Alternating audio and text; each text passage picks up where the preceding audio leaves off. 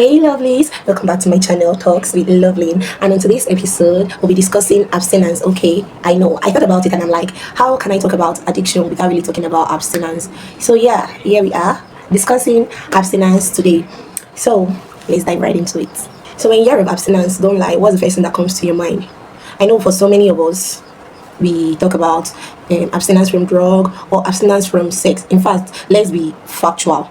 The only thing or the only few things that might come to our head whenever we hear of abstinence is, oh, I've heard about abstinence from drug and then abstinence from sex. But just like addiction, there are a whole lot of things you need to abstain from. There are a whole lot of things one needs to abstain from. Not just drug, not just sex. You can abstain from food, you can abstain from phone, you can abstain from social media, you can abstain from friends. You can abstain from friends. Yes, you can. So many things that one can abstain from. Some harmful substance, it's harmful, you abstain from it. So what is abstinence? So abstinence refers to the act of voluntarily choosing not to engage in some certain kind of behaviors or activities for personal growth or moral reasons, religious reasons, health reasons. It is a voluntary act, meaning that it is something you have to decide on your own. You have to choose for yourself. Like, nobody is forcing you to do it. This is something I've seen that, okay, it is not good for me, so I'm choosing to abstain from it. That is what it means. And there are different kinds of abstinence. Okay, I'm going to be starting with sexual abstinence. Aside the whole, diseases, STI, and all of that, unwanted pregnancy, we learned that in social studies. In primary school or secondary school, I can't remember, that, oh, you all have to abstain from sex, it's not good for you, you get STIs, and then you have unwanted pregnancy, which people are already finding solutions to these days.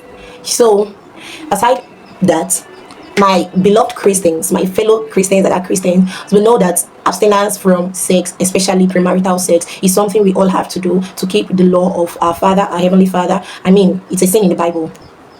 It's a sin in the Bible when you engage in sexual intercourse, premarital sexual intercourse. It's a sin. So it's best we abstain from it. We keep ourselves. I've seen couples that say, oh, I and my husband, we waited till marriage. That's beautiful. That is exceptionally beautiful. Okay, now I'm not saying those that did not wait, their marriages are not going to work. It will work, but you say that abstinence from sex, premarital sex, is for our own personal spiritual growth. If you know, you know. If you know, you know. And even at that, even in marriages, there are some certain stages where it's like the couples give themselves sexual break. What do I mean by sexual break? They take sex fast. Yes, there are different kinds of fasts too. They take sex fast, especially when you're waiting on the Lord. You see, whenever one is waiting on the Lord, you have to be pure. You have to be. I mean, you will say, is it not in their marriage? So why is it a problem? You have to be separated, especially when you're waiting on God for something. If you know, you know. If you know, you know. So yeah. So abstinence from sex is one very big deal that we have to take seriously, especially as youth. We have to take it seriously. Sex is not everything. So some people, they feel like sex is everything to them. It is not.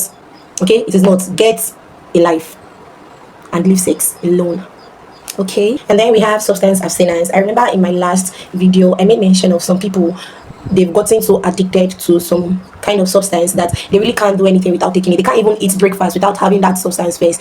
Well, before you get addicted to it, you have to start abstaining from it. If you know you're indulging in any illegal substance, you know it now, you know it.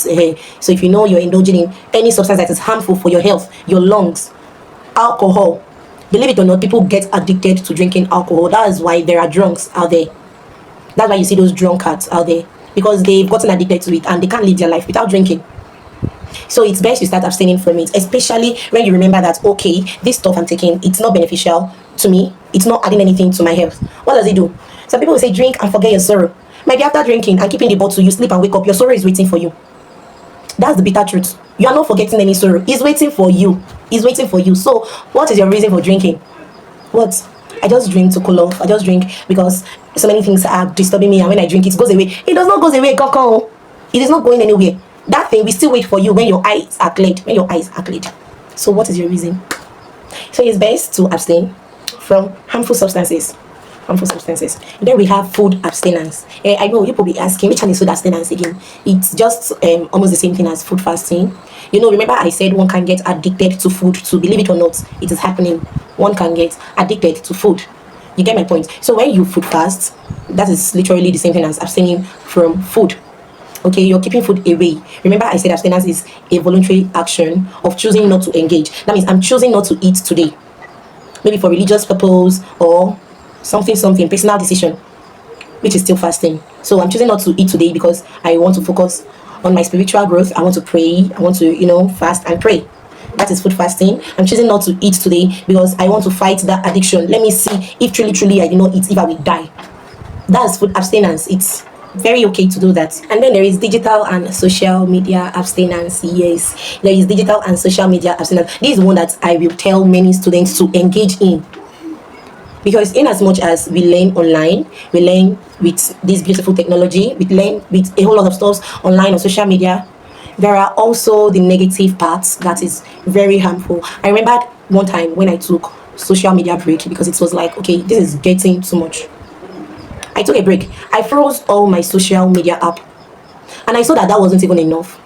I went and I took phone break. I kept my phone. I called my sister. I told her, oh, Benny, if you want to reach me, please call mommy. I called my friend. Please, if you want to my friends, please, if you want to reach me, call my mom. They all have my mom number. I called, the close people in my life that I know that, okay, they call me. Oh, please, if you want to get to me, call my mom. Okay. Oh, what's happening? Nothing really. I just want to go on a phone break. That's part of digital abstinence. That's part of social media abstinence. Now, I was doing that because I was trying to overcome something and grow to another phase, which after everything, I saw the benefit and I was very proud of myself. I mean, anybody can do that. I also have a friend who told me that, oh, okay, he has been seeing a whole lot on social media and he's not going to lie. Most times he gets tempted, and all. So he's going to take a break from social media. Now he's taking a break from social media and all. And then he seek advice. We pray together. Have friends that you can pray with. That's one thing I will tell you. Have friends that you can pray with. And then, spoke together, share our thoughts, rub minds together. And he's better today. I can beat my chest anywhere, anytime, and tell people he is better today. That's what abstinence can do for you. You never can tell. Maybe it is until you drop that game, you will see something productive to indulge yourself in. Probably it is until you drop that social media you're always on 24/7, you will see something productive to indulge yourself in. And I promise you, at the end of everything, you're going to be very proud of yourself. You're going to be you'll be like, am I the one that really did this? I mean, that's something to be very joyful about. I heard somebody say, rather, celebrate every win. That is a win for you. If you can overcome something, that is a big win for you, and you have to celebrate it. You have to be very happy, rejoice in it, be glad in it. Okay.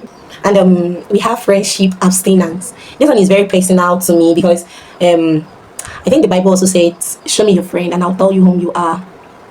That should mean a whole lot to us. Like, that should be sending a whole lot of message to us.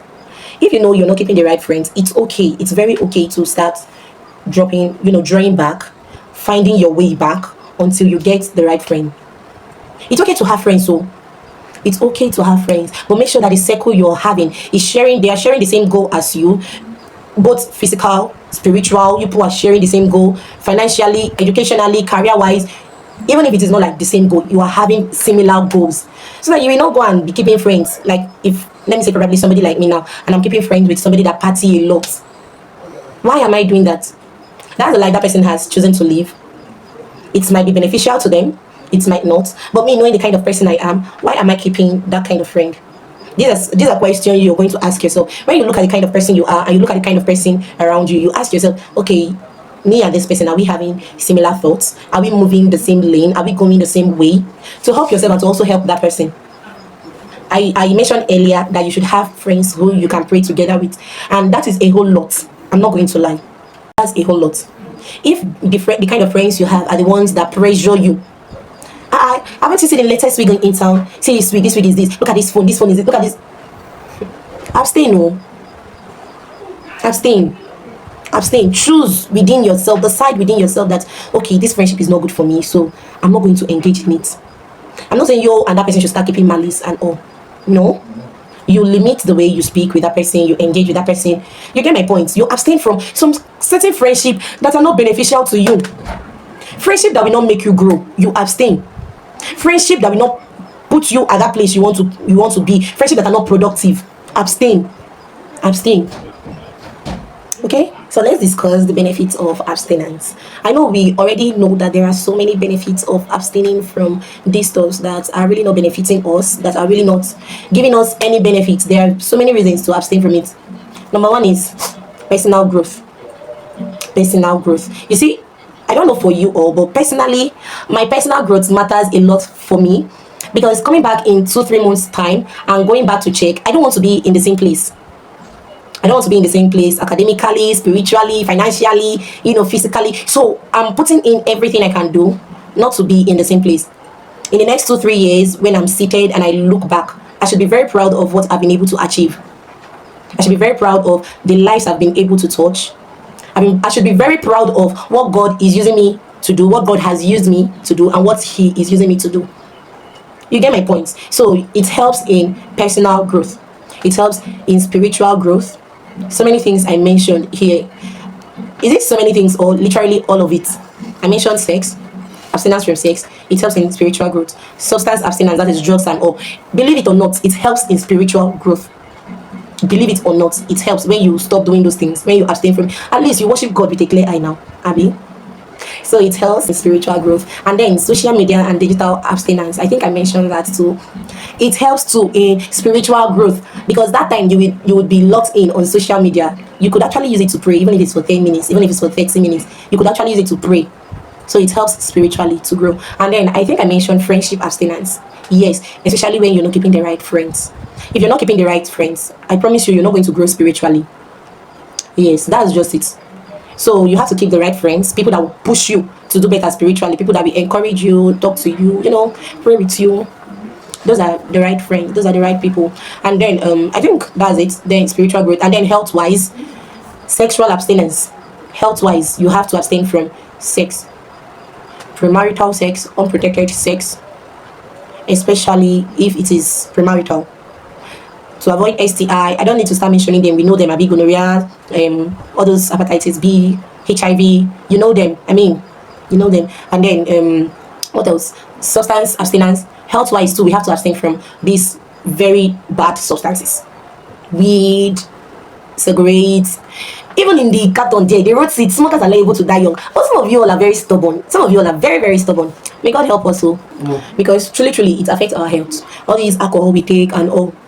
And before you know it, you will be rushing to the hospital complaining of liver failure, kidney failure. What do you think was the cause? What do you think was the cause? I'm not saying there are no other causes. There are, but if you know the one you're doing that will affect it, you stop. Okay, abstain from it. And then what else? Digital, for our mental health too. Abstain from social media, because I've seen so many people that are committing suicide, going into depression, having anxiety because of what they are seeing online. So for your mental health, abstain from social media. Okay. And then the kind of friends you keep too. Again, it can still affect you health-wise.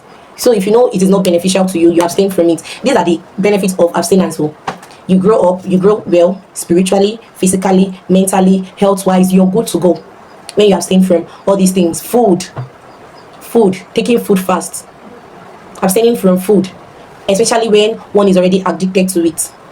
If you're addicted, you're somebody that you cannot even stay 2-3 hours without eating. Your body will do you as if you want to die. By the time you see that, okay, let me just stay for 5 hours without eating, let me see if I will die, and nothing happens to you, you've achieved something, and you should be proud of yourself for doing that. Okay, that's very okay. So I think we've come to the end of abstinence. If you have anything to say, if you know you have anything to add, to contribute, any question, don't forget to ask. You can drop your contributions on the comment section, whatever you have to say, how you have abstained from something and how far you're going. You can also share your win. Share your win on the comment section. You never can tell who you might be encouraging to do something, to engage in something productive. And again, don't forget to drop your questions, because I'll be answering the questions for the month on Saturday. I'll be giving answers to our questions. So drop your questions on anything in particular, You can drop your questions. You expect answers by Saturday. So stay tuned. With that being said, don't forget to like, don't forget to subscribe, and turn on your post notifications in order not to miss these educating videos. Okay, see you in my next video.